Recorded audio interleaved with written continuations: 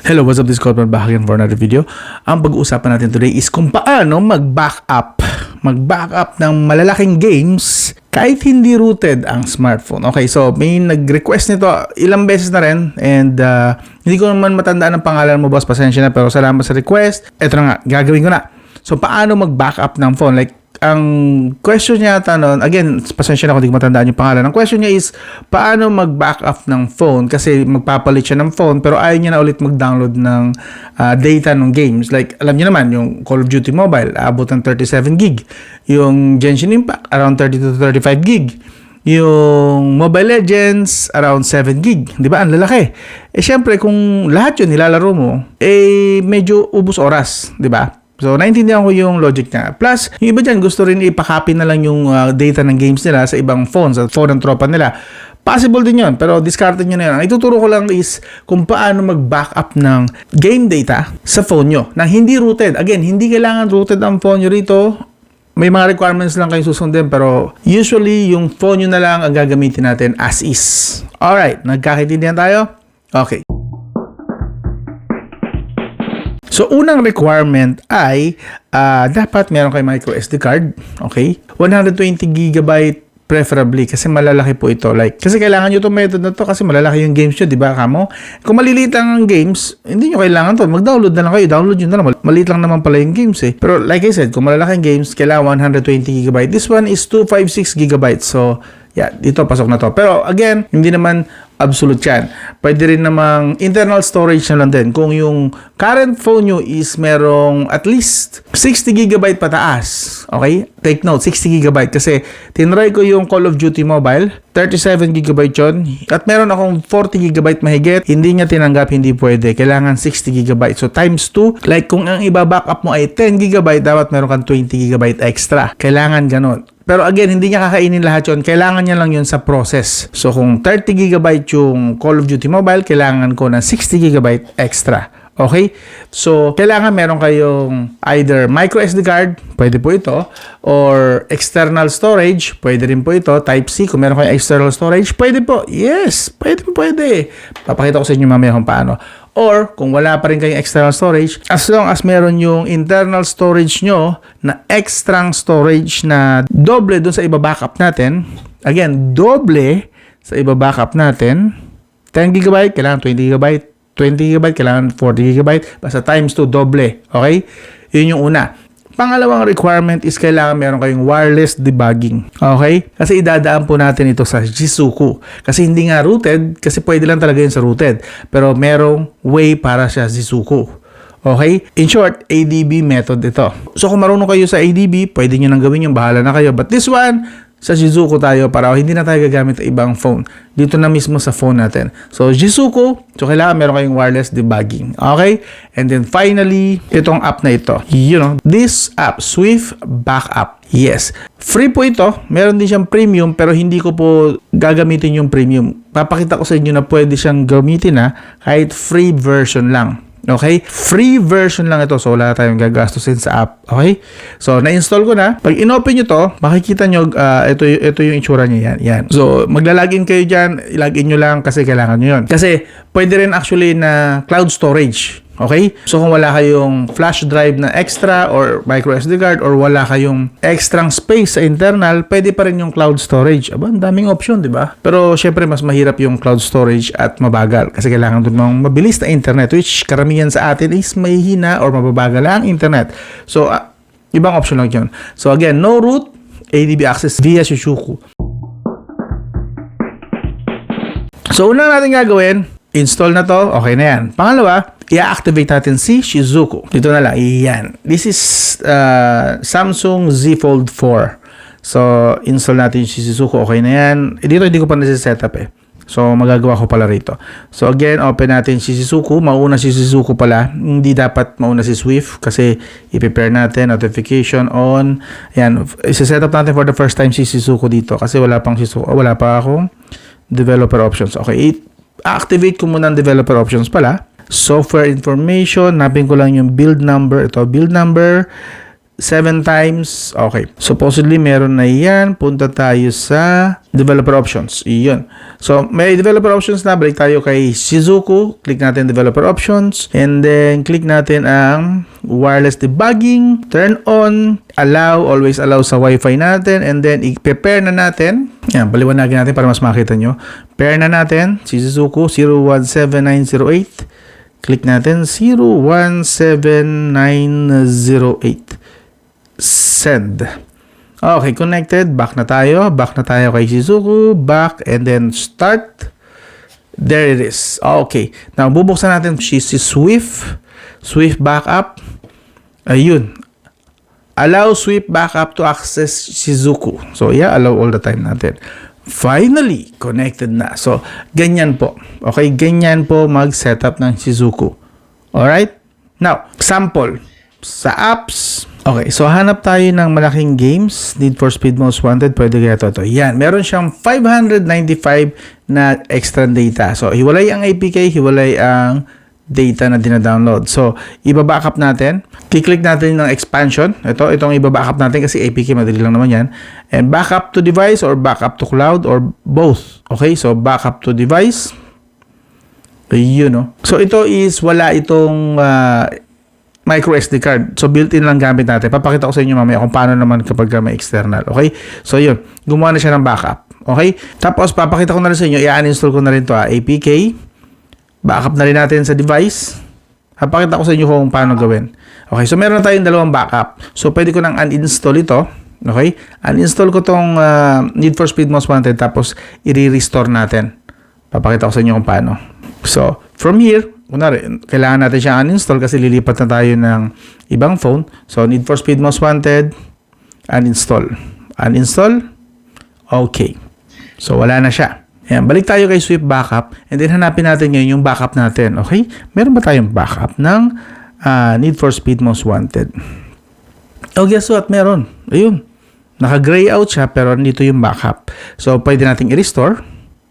Pili ka lang ng i-restore mo. Both. Restore natin. Hintay lang natin ng konti. So, ganun lang po ang way ha. Mag-backup and mag-restore. Okay? Papakita ko sa inyo after nito kung paano naman kung meron kayong external storage or micro SD card. So, bumalik na doon, kita nyo. And then, tingnan natin kung nandito na rin si Need for Speed Most Wanted. Ayun na siya ulit. Okay.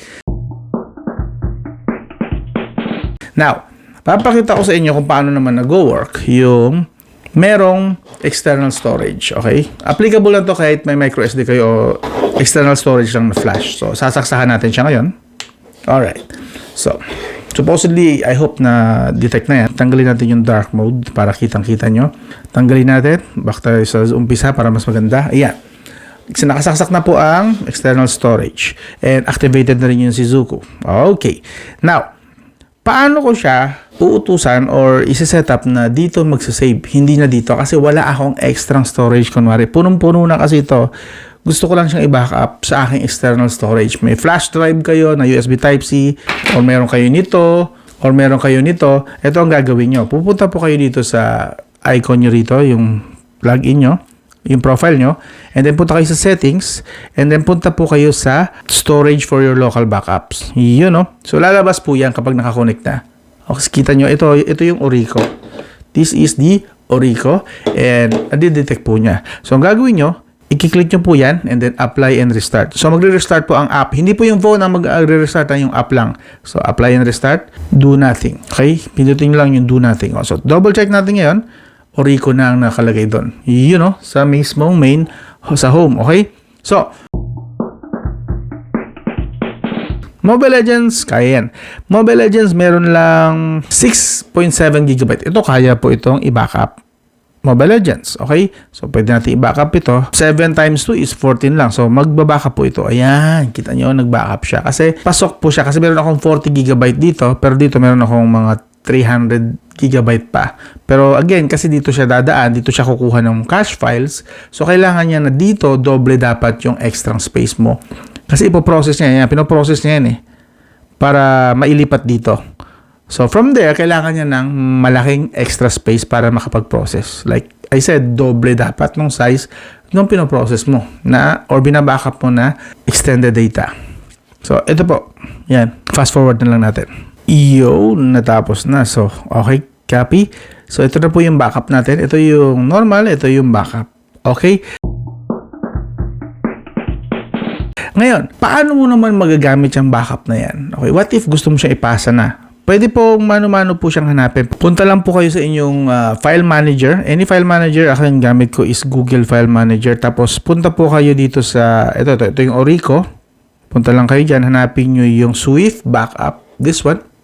Swift Backup. And then punta kayo dito sa Accounts. Accounts. Pasok dito. Backups. And then Apps. Local. Mobile Legends yun, diba? Mobile Legends. Pasok ulit. And as you can see, andun yun, 7 gig. Yan po yung extended data.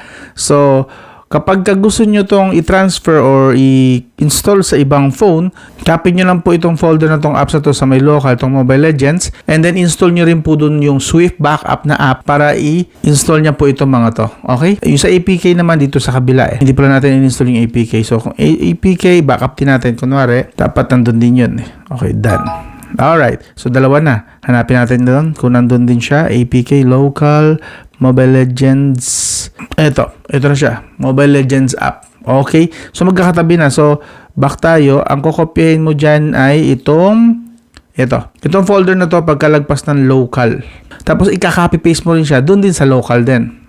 Pasok ka dyan sa local. Dyan mo rin ika-copy paste dapat yung folder na yan. And then, i-restore mo siya using this app, this Swift Backup Restore. Use the restore button. Tapos pili ka kung anong gusto mong i-restore. Okay? Diba kanina nag-backup din tayo? Papakita ko lang sa inyo saglit din kung saan nahanapin naman pag sa internal storage. Double check ko lang. Need for Speed ito. Okay. Need for Speed Most Wanted. So punta tayo sa file manager niya. Pasok tayo sa internal storage. Hanapin natin yung Swift Backup. Ayun, nasa baba. And then accounts. Pasok. Backups. Apps. Local tayo. Local. Ayun, Need for Speed. Ayun, no? And nandito yung extended storage niya. Yung app, ito. And then, yung extended storage niya is 623 MB at yung XML. So, ang ikakopy nyo rito again is itong folder after ng local. Ito yung local. Ito yung folder ang kakopy nyo. Okay? Ikakopy nyo sa ibang phone and then install nyo again yung Swift Backup para i-restore. Yun po ang mangyayari. So, yun. Ngayon, babanggitin ko sa inyo yung problem ko naman na bakit ayaw gumana ng Call of Duty na backup kahit meron na akong external storage na worth 512 GB. This is 512 GB ha. So, ang laki nito. So, papakita ko lang sa inyo why. This one has 32 GB. Call of Duty has an extended data na 32 GB. So, if I try na i-backup yan dito, okay, hindi kaya kasi hahanapin niya doble. Yung sasabi sa inyo yung doble, hahanapin niya yung doble. You know, one app skipped due to insufficient storage. Call of Duty, 64 GB ang needed, 29 GB lang available. Again, ano yung size? 32 GB. So, times 2, 64 GB. Yung times 2 na yon, kailangan meron kang ganun dito sa mismong phone. Okay? I don't know why, pero yun yung bug niya na hindi niya binibilang yung extra storage ko rito, ibinibilang niya pa rin yung internal. Pero, pag nag-save naman na, dito na dapat. Pero, ganyan no. Like I said, kailangan doble nung size nung extended data yung free nung phone bago mo siya may transfer sa ibang storage. Like this storage. Okay? So, okay natin yan. So, hindi po possible dito ngayon kasi currently meron lang akong 40 GB something. So, hindi pasok. Kulang. Kailangan ko 64 GB. So again, ang kailangan nyo lang dito is itong Swift Backup na app, Shizuku at malaking space. Sa internal storage man yan o external storage. Okay? Ang kinaganda po rito sa Swift Backup is hindi lang po yung app ang pwede nyong i-backup. Pwede rin po mga messages, yung mga chats, pwede nyo pong i-backup, reading MMS data, yun. So lahat ng mga text ko, babasahin niya, i-backup niya yan.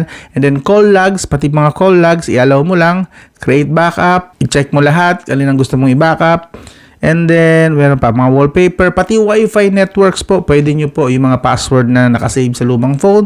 Pwede nyo pong i-backup din, ilipat sa ibang phone. Paglilipat na kayo or magpapalit na kayo ng phone, pwede po. So, hindi lang po apps or games.